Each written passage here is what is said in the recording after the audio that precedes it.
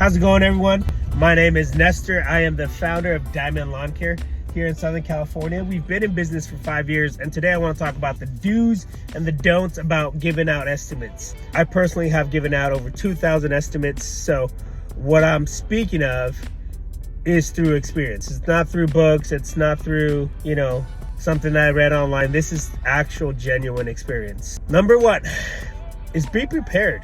You always want to be prepared. So what I mean by that is, if you know that you need samples, make sure you have samples. Swing on by your local landscape supply store and get samples of seed, of grass, of XYZ, rock, decomposed granite. Make sure you have some, so that way when the customer asks about stuff, you are actually prepared. It actually makes you stand out in a good way, like really good, because many companies are like, oh, well, I don't want to carry samples in my car and this and that. Well, yeah, that's fine. I get it. I've been there. But you seem more professional and you got it going on when a customer's like, hey, well, I was thinking about rock. Oh, perfect. I have some rock samples, would you want to see them? So that way they get a bit more like, oh, dude, this guy, he's on it. He's sharp. He knows what he's doing. Another thing that people want to look at without even saying they want to look at is how you present yourself. If you're showing up to an estimate, as a landscaper, I understand you're not going to show up in a suit and tie but you want to be clean. You want to make sure that if you have a uniform, that it's clean, that it's not all dingy and all, looks like crap. Kind of like what I'm wearing right now, I'm gonna go out to the field and I'm gonna work today, so I don't really plan on encountering customers. Now, whenever I do estimates, I always wear, I have polos that I got made, and I wear those. Makes you look presentable.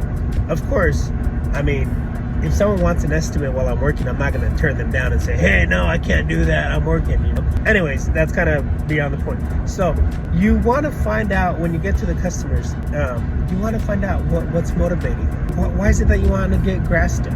Is it because you have a pet, you have kids, and offer your input, only if they ask for it though, say, hey, are you open to suggestions? And if they say yes, then go ahead and give them your personal suggestions. Explain to the customer everything in detail. A lot of customers think that when they get sod done, that they just go ahead and remove the grass and throw on the new one. But truth be told, that's what a chuck in a truck would do. If you're an actual company, you're gonna make sure that you're going to amend the soil. You're going to make sure that, you do a little test on it. And, you could take soil samples and send them out. And it costs about $25. And they tell you, hey, your soil, needs this, needs that. And again, it makes you stand out. When you say to your customer, yeah, we're going to get a sample of your soil, send it out to the lab. They're like, what the dude, what is this guy doing, bro? Oh my goodness, and not only that, but it's gonna make you look better because the grass is gonna thrive. If you give it what it needs, it is gonna thrive. And then when customers drive by, they're like, oh dude, that yard right there, call them, So be prepared. Ask them if they're open to suggestions and give your personal suggestions. And be transparent about the whole entire process, Let them know, hey, I'm gonna have to remove about 3 yards of your soil right now because it's contaminated with XYZ. I'm gonna take a sample of it. Be very specific, because again, this might seem like common sense to you, but to the consumer, they just want a finished product. And a lot of the times when you just tell them a price, they see the final product. They don't realize that you have to take like an excavator or skidster and remove 3-4 yards of dirt and take it to the landfill and this and that and amend their soil. And so there's a lot of steps that go into doing the right job. So make sure that you're very specific and very detailed, and ask them, hey, do you have any questions? And you'll be surprised if you get their feedback. They're gonna be like, oh, okay. They're gonna feel more at ease with their decision. And ultimately, that's going to make you look better, because you ultimately just want to inform the consumer about what they're gonna get done. Another big reason, good step is ask them when they want to get this done. I've been to many estimates where they're like, oh, I want to do this and I have the money and my budget is this. I have this aside and X, Y, Z. Oh my God, a palm tree here, this, that. And then they're like, yeah, but we want to get it done after the kids get out of school. And you're like, bro, what the, that's 4 months away. Like, again, don't feel bad. It happens. But ask them what's their time frame. So that way you can go ahead and start scheduling ahead of time and make sure that you let them know, like, hey, the turnaround for this job is, it's about 2 weeks, it's about 3 weeks, it's about 3 days, 2 days, 2 hours, and just let them know, you know, because it sucks to go out to do an estimate and they like the rapport, the relationship, they like what you're offering, they like the price, but then for some odd reason they want to start when they're home, or they want to start when XYZ, you know, when the kids get out of school.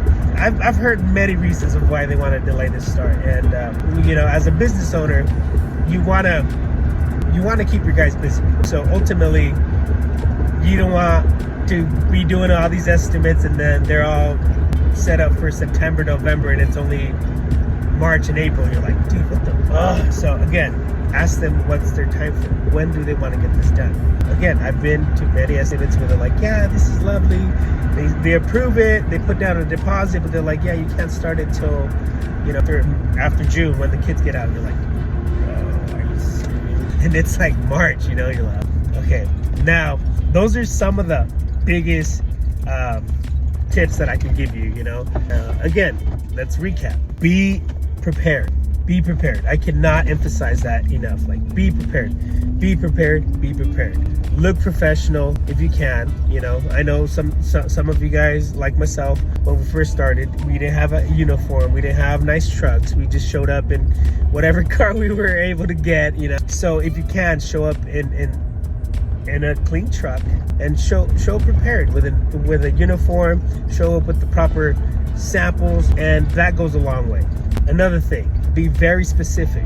Let the customer know, hey, these are the processes. You know, we got to do this, we got to trim here, we got to take this out. Like, let them know what the whole entire job is going to take and encompass. Because again, a lot of the times the consumers don't know the process. They just know the outcome. And again, they're paying you for the outcome. But to justify your price, especially if you're trying to charge premium prices, you have to share with them the process. They might not be interested, but you still have to share it with them. Another thing too is let them know and ask, when do you want to get this done? Time frame. You know, you don't want to go ahead and start booking out for September, October, and it's only March, you know. I mean, you can do that for the bigger projects, but it's something in the beginning, I did it, and I ended up spending the money beforehand, and then I was, you can just imagine what happened. So from my experience, I'm telling you, if you want to do that, go ahead and get that money and put it in a separate bank account. And that's the only way you're not going to touch it, because trust me, if you're more like most people, if you see money in your account, you think it's your money, but in reality, it's the customer's money. So hopefully this video helped you. Like I said, I'm sharing this from experience. I might not be able to express it as good and as clear as I'd like to, but this entire thing was based off experience. So hopefully it helped. And if you liked the video, just like, subscribe, share it with someone. And yeah, hopefully I'll keep on making these videos for you guys. And yeah, have a great day.